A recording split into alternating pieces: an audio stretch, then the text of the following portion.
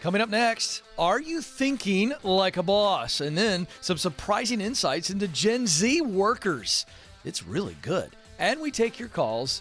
It starts right now.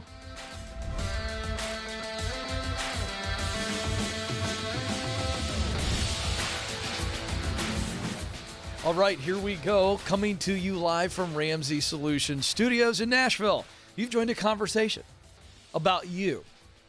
Specifically about who you are, what you were created to do, where you want to do that, and then how to make that happen. We're talking about your purpose. Now, we're going to focus on your purpose at work. Specifically, based on this thought. You were created to work. If I substitute work for contribute, that sounds and feels better. But I really want to reshape the way that the world looks at work. You were created to contribute. You don't work to live just to get a paycheck to be able to take care of things. You should work to make this world a better place by giving your gifts away. Specific gifts, talent, what you do best, passion, the work that you really love to do, and then mission, the results that you want to contribute to the world. When you use what you do best, talent, to perform what you love to do, passion, to produce what matters deeply to you, mission, you are on purpose and you're making this world a better place. And you realize, hey, my purpose isn't about me, it's about others. 844-747-2577 is the number to jump in. So we'll take your calls here about whatever you want to talk about. Whether you got a fork in the road and you need some advice. Maybe you go, Ken, I'm not even sure what path, what road I'm supposed to be on. Some of you are going, Ken, I know what path, but I've got financial challenges. I've got relational challenges. I've got physical challenges. Ken, I don't think I can actually get there. I need some clarity. Whatever it is, you're facing fear, doubt. I've been there. Trust me. Let's break it down together. Let's go. 844-747-2577. 844-747-2577. All right, before we get to the phones, how do you start to think like a boss? Let me say that another way. How do you think like the owner, the CEO? How do you really begin to develop this self-employed mentality? Because I'm telling you, I don't care how small your company is that you work for or how large your company is. And certainly I'd love young people to get this message early. How do you develop a self-employed mentality? So I've got 5 things that if you begin to do these things, these are actions, but they also will spur on this mindset and the emotions necessary to truly begin to act like an owner. Because that's what you ought to be doing. Not act like an owner as in you're telling everybody else what to do and you're a little tyrant. No. You act like the building, the company is yours and your vision. And so you have such commitment and conviction that you truly take on the self-employed mindset. 5 things. Here we go. Number 1, know your why. Know your why. Why are you there? You may not be there for 20 years, but maybe you're there for 2. Maybe you're there for 5. It's the next rung on the ladder. That's okay. But you got to know your why. Hey, I'm here right now because I've got to win in the present in order to have the future that I want. So we get calls all the time on the show. Well, Ken, I've been at this company for a while and I've kind of topped out. They're really good to me. I feel bad about leaving. You shouldn't feel bad about leaving. Don't leave like a jerk, but don't feel bad about stepping up onto that next rung. And so you've got to know your why. You don't have to, again, be a career employee. You say, Ken, I don't even think I'll be here more than a year. Fine. Why are you here now? What must you do in the now to get to the next? So know your why. Always keep that top of mind. Number 2, this is an old phrase. I don't even know who this is attributed to, Nathan. And I don't know that it's attributed to anybody. But it's an old phrase I heard when I was young. And this is the second thing you got to do to take on a self-employed mentality. If it is to be, it is up to me. Don't rely. I mean, look, you just can't look.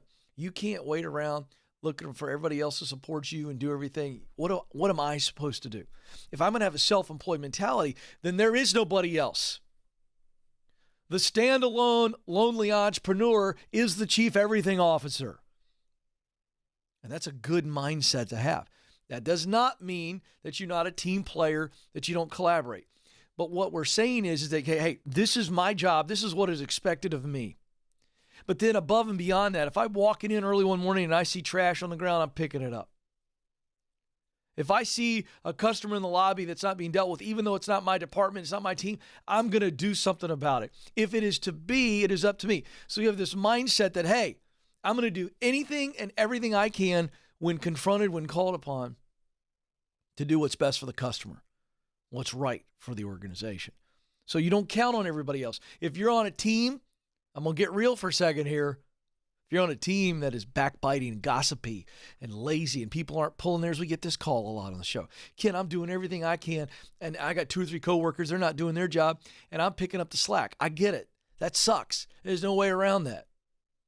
But you will ultimately win if you go, I'm not going to let my performance and my mindset and my emotions be predicated on a couple knuckle-dragger losers over here that aren't doing their job. If it is to be, it is up to me. Third, make decisions. Oh my goodness. Self-employed mentality is I'm not going to stew. I'm not going to wring my hands. I'm not going to get paralysis by analysis. I'm going to make decisions. Listen, when you're self-employed, there's nobody else to talk to. At the end of the day, you can get lots of advice, but it comes down to you. You got to make the decision. There's no board. There's no advisory council. You got to make the decision. So entrepreneurs, self-employed, they make the decision. It may not be the right decision, but I think it's the best decision, and I'm going to make this decision, and then I'm going to manage and lead off of this decision. Number 4, nothing is guaranteed.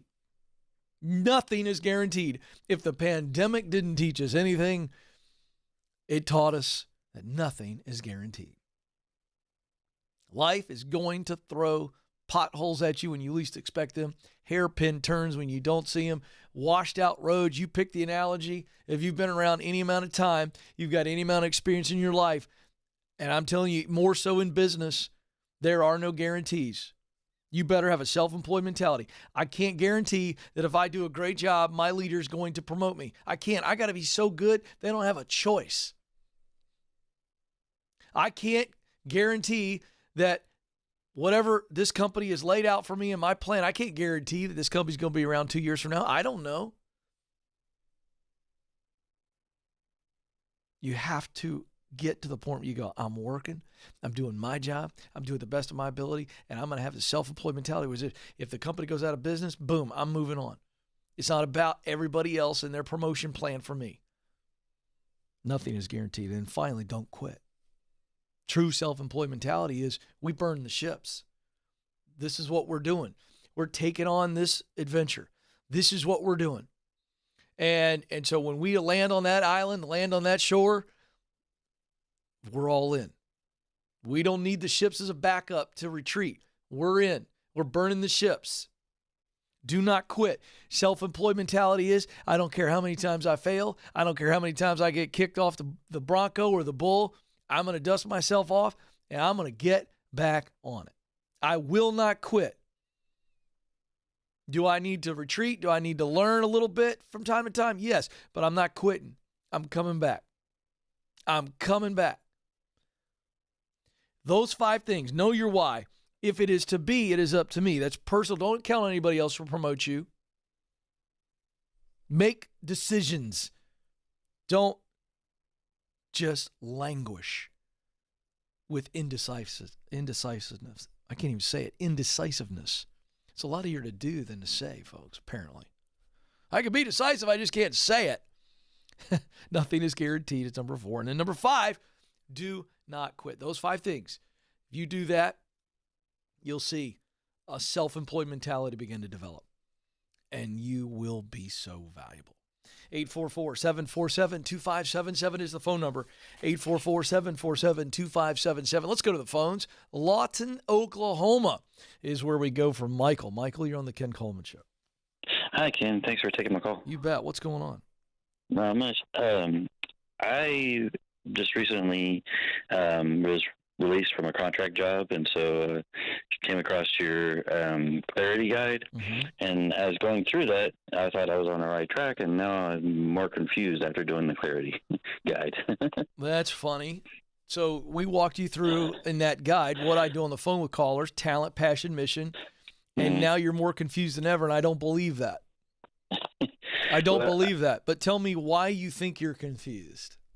Because I thought where my sweet spot was doesn't even show up on the clarity guide. Okay, what did you think your sweet spot was? I was a web designer and developer and did a lot of IT stuff, but it doesn't show up at all.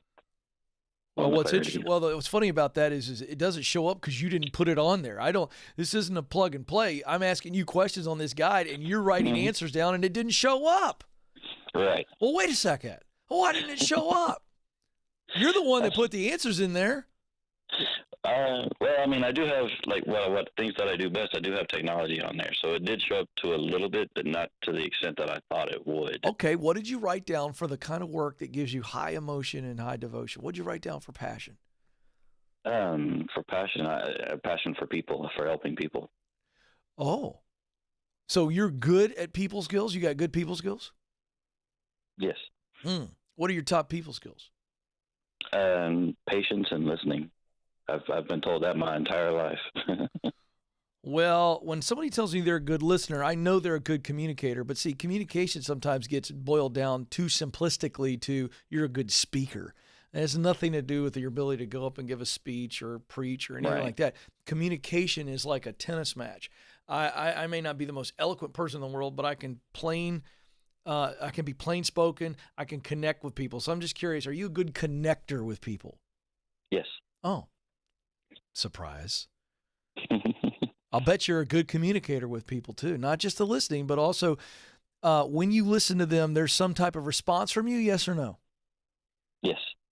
Okay, and what's that response met with? When you respond to people after listening to them, are you giving advice? Yes. Generally advice or coaching, direction? Yes.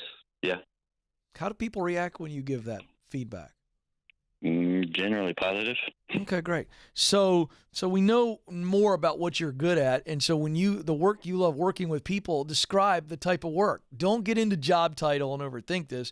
If you were going to work all day long with people, what kind of work would you be doing?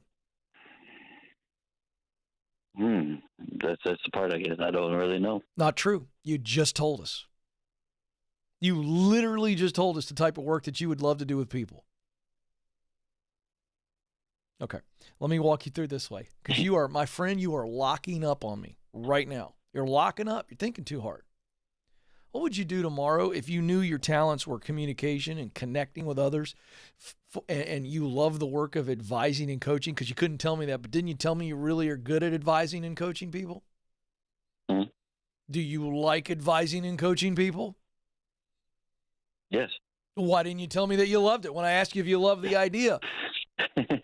I guess part of it's just fear and not stepping out and doing something different. Yeah, but my point is you're not using the same language I'm using. I'm trying to bring you into some really basic language.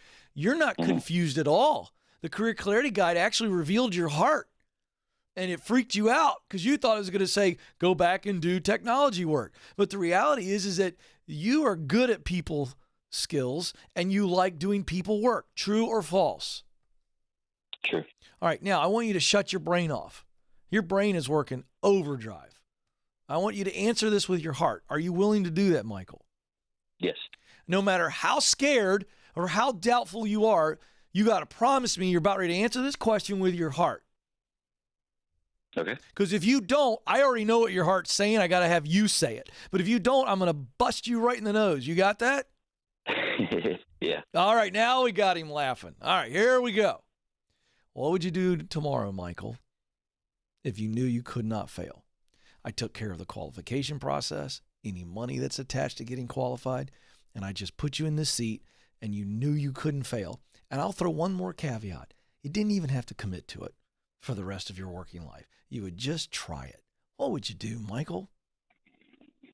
Reach out and start trying to help people. Yeah, be more specific. That's not specific enough. That's your head talking. When I set it up that way, your heart began to throw images into your head. True or false? True. I know, but you wouldn't tell me. What images came in your mind when I said, and I'm doing it one more time, when I said you could help people? Who are those people? What are their problems? What are the solutions to those problems that you would love to sit and provide and get in the car on the way home and feel as though your heart was absolutely overflowing? I've given you more time, Michael, because I know there are people that are popping in your head right now. Who would you help? How would you help them? Say it. I like helping small business. How? Helping them get started and up and running, going through the financial planning. Beautiful. Why? Why do you want to help small business people do their business better? There's a reason, Michael. Why?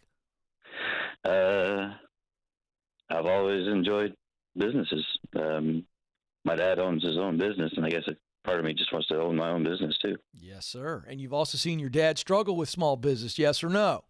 Yes. Oh, now we're getting somewhere. Michael is finally aware. Michael, you've seen your dad struggle, and you go, I think he needs to do it a little different. Maybe dad wasn't receptive. Are you getting emotional on me, Michael? Yeah.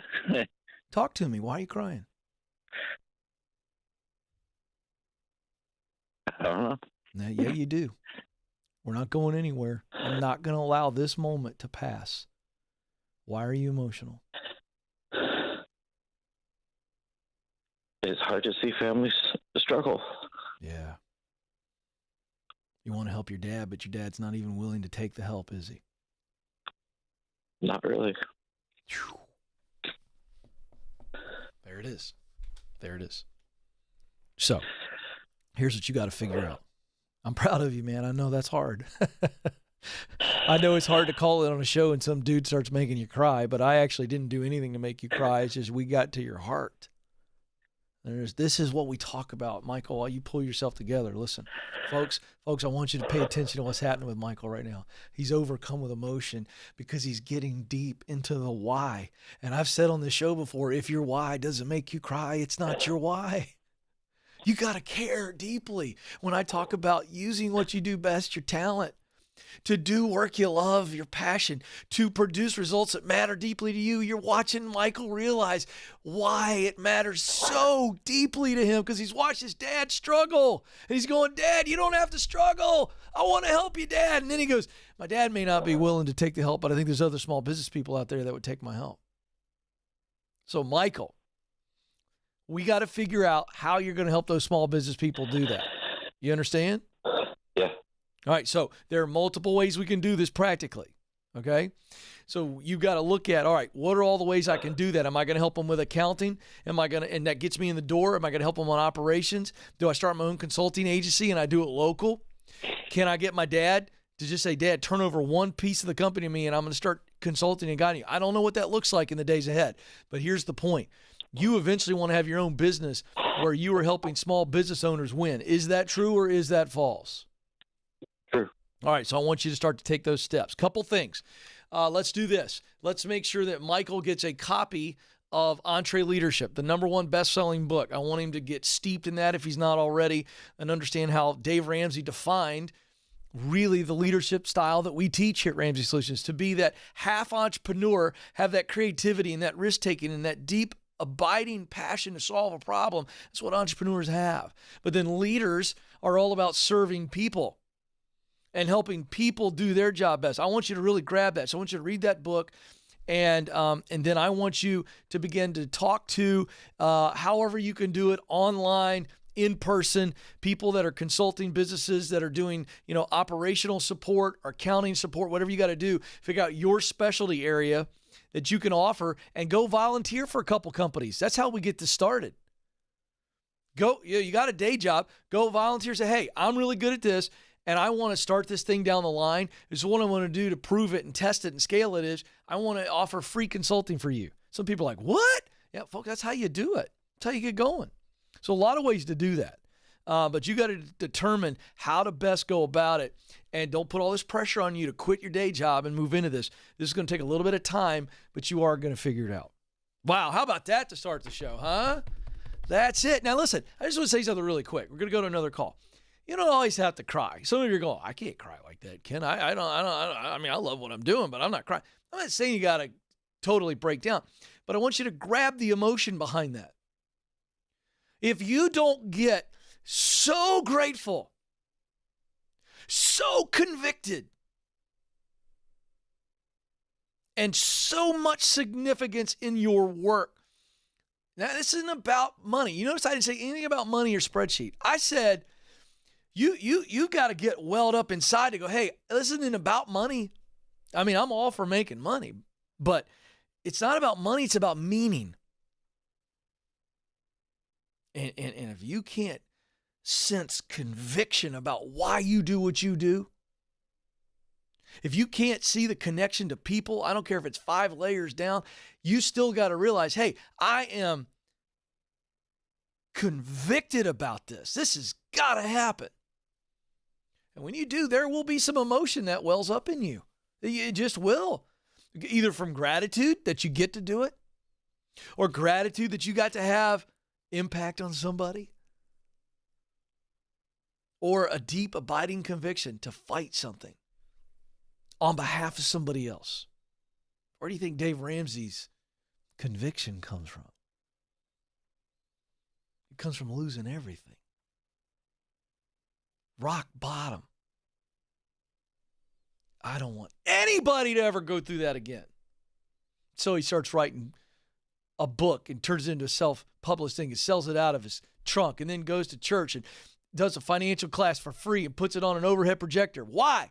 Deep conviction. I don't want anybody to go through what I went through. I want those that are going through it to know that I got out of it, and here's how. If your why doesn't make you cry, it's not your why. And that's going to come from those two things, gratitude for the impact and conviction on that impact. It must happen. It's not I could do it, I should do it. It's I must. That's where this comes from, folks. This is a motivational show. There's Michael right there. Deep, deep, deep conviction. Watching his dad struggle. I challenge anybody who discovers what they're created to do to not tie it back to their own story in some form or fashion. It's impossible. You can't do it. All right, let's keep going. Mike in Toronto, Canada. Mike, you're on the Ken Coleman Show. Hey, Ken, how you doing? Oh, Mike, I'm fired up. You ready to go? I am. So I'm a bit of a different situation here. I love what I do. I'm living the dream job. It's my own business. Yep. Where I'm struggling is around my prices and charging. Okay. So tell me, give me a quick snapshot. What do you do? What do you offer? Yeah, financial coaching. We help people get out of debt, become wealthy, the whole thing. Great. Went through Dave's training there and Perfect. love it. What are you Changed my life, charging? and that's what we do. What do you charge per hour? So I charge, it's more of a package deal. So I work with people for 6 months at a time, and we're charging $5,000 right now. Okay, but how are you arriving at $5,000 for everything they get over 6 months? So, yeah, we've got obviously one-on-one coaching we do with them. We've got group coaching we do with them. We've got mindset coaching we do with them, career coaching if that's what they needed, if that's what they need here. But how we got to that price was simply just the value people are getting in our program. The average person is paying off about $20,000 in about the 6 months that we work with them. That's fantastic. Do you have an average amount of, let's call it the personal touch, where there's some form of interaction and coaching over that 6 month period? Per customer? Absolutely, yeah. How many times? Absolutely. So I'm with them every week on a Q&A call, every week on a mindset call, and then once a month they meet one-on-one with me or with another coach on the team for about an hour to an hour and a half. Okay, so again, how many hours between those two calls plus how many hours a month? Let's see here. We're doing probably about 10 hours a month. Okay, for 6 months. For 6 months, yeah. All right. In case people think I'm not paying attention to you, brother, I'm actually pulled out my calculator. So 5,000 divided by 60 hours. Am I right? Yep. Yeah, so you're charging them $83 an hour. Is that right? I guess when you put it that way, yeah. Well, that's the way we got to put it. I mean, you just said a minute ago we're providing tremendous value. Is that true or false? That is absolutely true. It's abso-freaking-lutely true. I want you to say it that way. Say it that way. So Abso-freakly, yeah. Yeah, so no, you're right. It feels like you're doing that at a steep discount at $83 an hour. True or false? When you say it that way, it feels like a big. No, wait a second. Stop. Stop saying when you say it that way. That implies that I'm doing some type of, voodoo math. Am I doing voodoo math?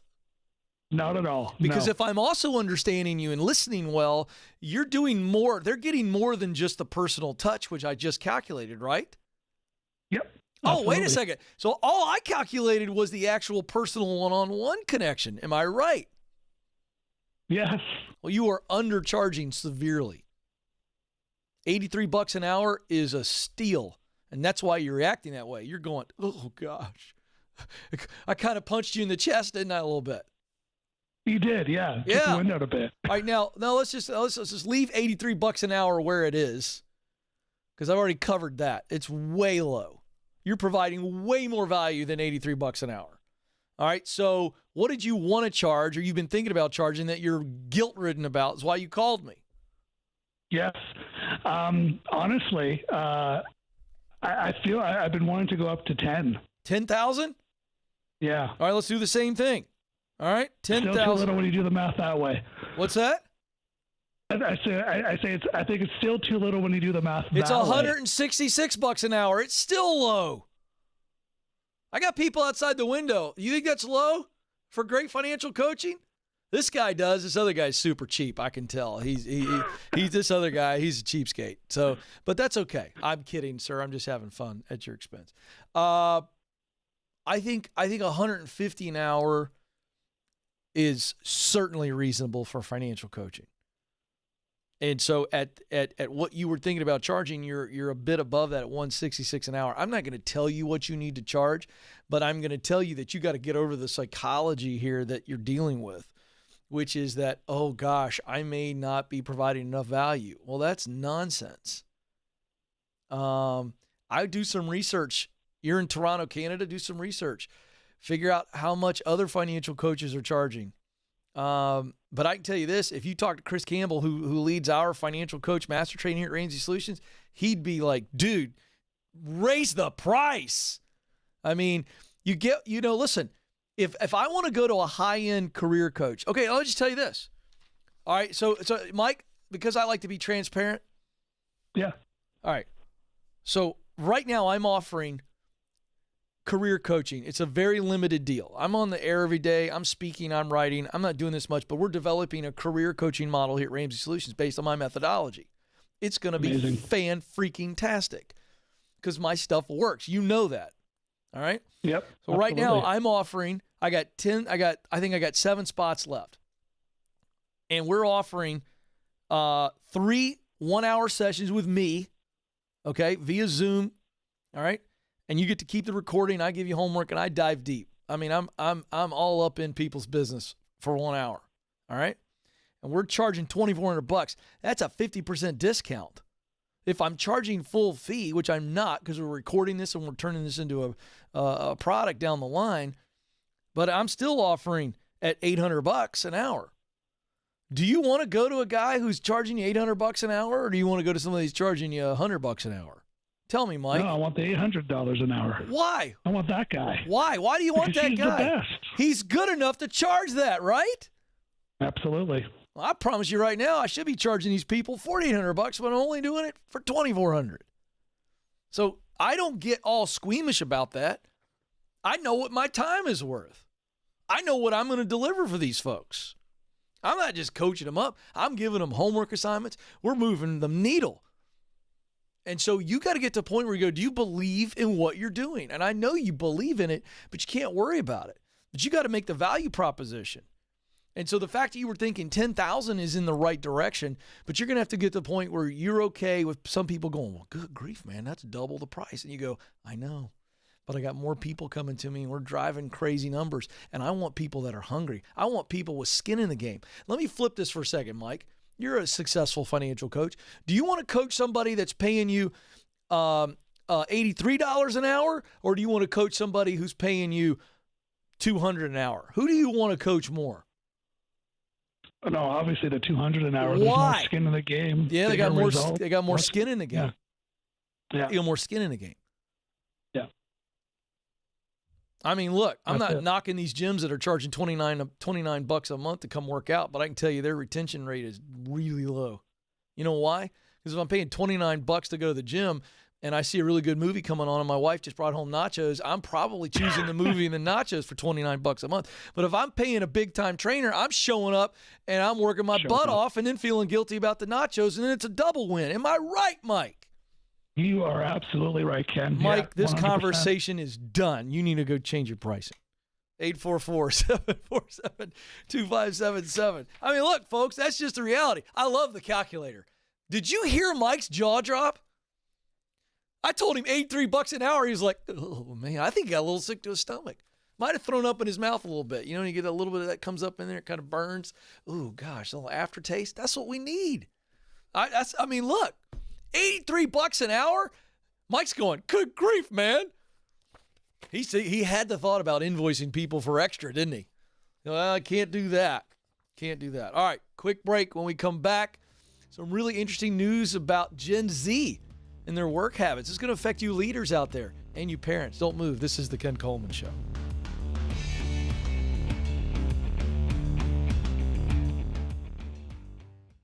We were drawn to Christian Healthcare Ministries because we both had young families and we wanted to have more children. And we had also just started a real estate company and needed to find healthcare coverage that would meet our needs. We were attracted to CHM because of its low monthly costs and the ability to negotiate medical costs down. Established in 1981 and accredited by the Better Business Bureau, CHM is here to meet the needs of your growing family or small business. Check us out at chministries.org. We absolutely believe in it.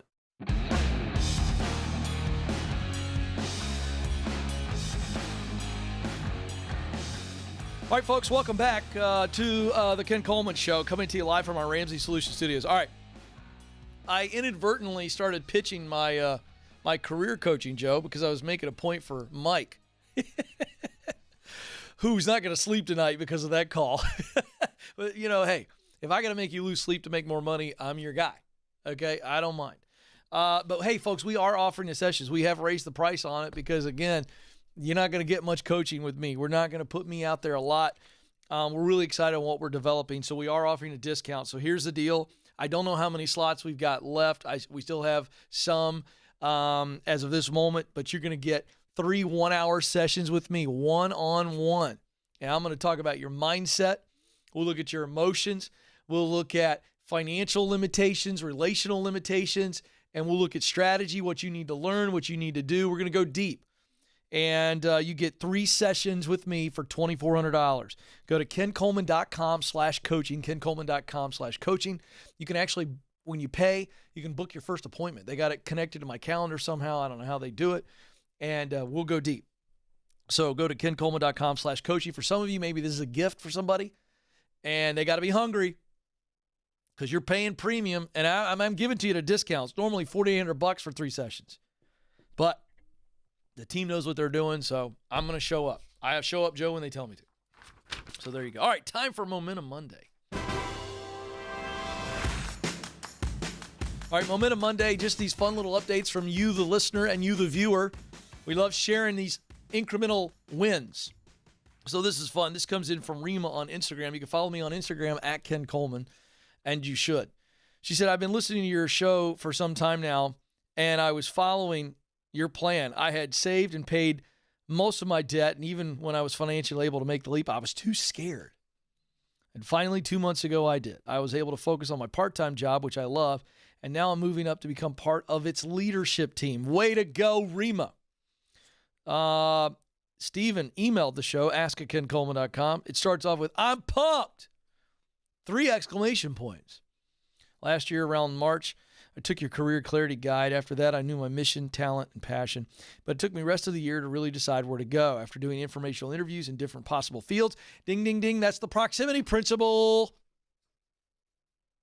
Getting around people that are doing what you want to do or what you think you might want to do. Getting in places where you know what you want to do or what you think you might want to do is happening, and then we get confirmation. And so he did all this in different fields and made 4 5-year plans, 4 different 5-year plans. And then he finally decided teaching is the way to go. This is when the proximity principle really came into play. I used the principles you teach in the book, and opportunities just started coming my way. I got a job offer much faster than I expected, and it was all from being in proximity to people doing what I want to do. I'm so excited for this new journey. Way to go, Stephen. I love that. I love it. All right. Got some new stuff to tell you folks, straight out of the news.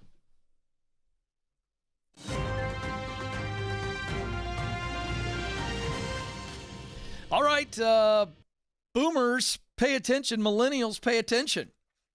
Boomer leaders, millennial leaders, this is relevant to you. 5 insights into what Gen Z workers are wanting in their work from Forbes magazine. 1, they worry about their career a lot. They're really, really worried. I don't like the word worry here in the article, but I get what they're saying. Basically, they're thinking about it a lot. They're very mindful of it. It's not just, well, I'm going to work and hope everything works out. They're real intentional to the point that they get a little stressed about it every once in a while. 68% of younger workers reported they worry about their career growth potential, compared to 43% of older employees. 79% surveyed. This is 1,000 Gen Z workers. 79% surveyed also reported they have high ambition and drive when it comes to furthering their career. You better believe they do. Number 2, younger workers are ready to head back to the office, despite being, the most technology inundated generation. 34% of older workers complained about remote work attached to the pandemic. 47% of younger Gen Z workers said working from home was not good. It was negative. They want to get back to it. Really fascinating. Number 3, organizational mission values matter deeply. 83% of younger Gen Z workers reported that they want to work for an organization where they can make a positive impact on the world, while 75% said they prioritize a workplace that valued healthy work-life balance. 2 things I want to break down there. It's really important for leaders to get this. When 83% saying they want to work for an organization where they can make a positive impact on the world, they are truly looking at missional results. What results is this company putting into the world? If you're making a product, what kind of social impact does the product have beyond just making a customer happy? The way that you manufacture, the way that you distribute, does it have some positive impact on the world? I'm telling you, they are way more in tune on this than previous generations. And then this 75% valuing healthy work-life balance because they've seen their parents stressed out, working all the time at home, on their email, never leaving work at home, at the office, and they're going, I don't want that. Because their parents more connected than ever to work.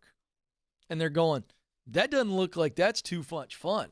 And so that's why they want that separation. Number 4, Gen Z is work ready. Here's what's happening. Because of the onslaught of technological advances in the workplace and the fact that they've grown up and they've had an iPhone in their hand since the time they could drool out of their lips, they are very, very technology adaptive.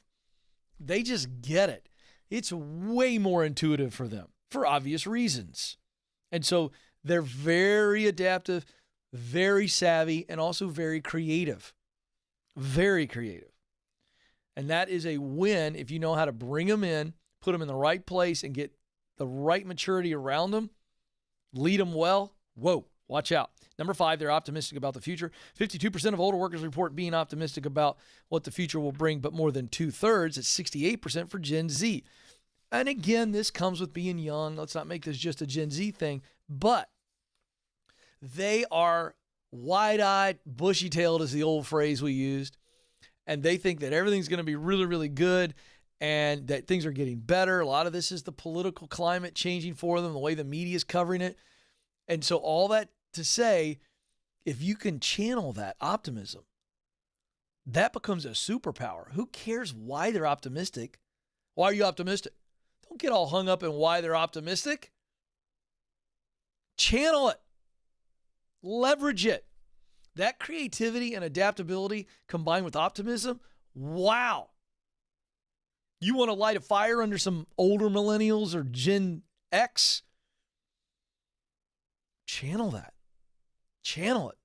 It's like grabbing a bunch of foxes, Joe, an illustration in the Bible, and tying a torch to a bunch of foxes' tails together and let them run, let them go, let them light that organization up.